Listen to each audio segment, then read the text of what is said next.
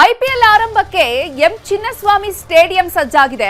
Tourney ಆರಂಭಕ್ಕೂ ಮುನ್ನವೇ RCB team ಮಾರಾಟವಾಗಿದೆ. ಐಪಿಎಲ್ ಆರಂಭಕ್ಕೆ ದಿನಗಣನೆ ಆರಂಭವಾಗಿದೆ. ಅಭಿಮಾನಿಗಳು ಕಾತರದಿಂದ ಕಾಯ್ತಿದ್ದಾರೆ.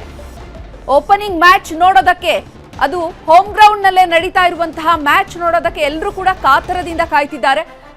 ಈಗ ಆರ್ಸಿಬಿ ಟೀಮ್ನಿಂದ ಅಧಿಕೃತ ಘೋಷಣೆಯೊಂದೇ ಬಾಕಿ ಇದೆ. ಟೂರ್ನಿ ಆರಂಭಕ್ಕೂ ಮುನ್ನವೇ ಆರ್ಸಿಬಿ ಟೀಮ್ ಮಾರಾಟ ಆಗಿದೆ. ಸರಿಸುಮಾರು 16,600 ಕೋಟಿಗೆ ಆರ್ಸಿಬಿ ಟೀಮ್ ಮಾರಾಟ ಆಗಿದೆ. Aditya Birla groups, times of India group ಈ ಹಿಂದೆ ಆರ್ಸಿಬಿ ಮಾಲೀಕತ್ವವನ್ನ ಯುನೈಟೆಡ್ ಸ್ಪಿರಿಟ್ ಲಿಮಿಟೆಡ್ ಹೊಂದಿತ್ತು.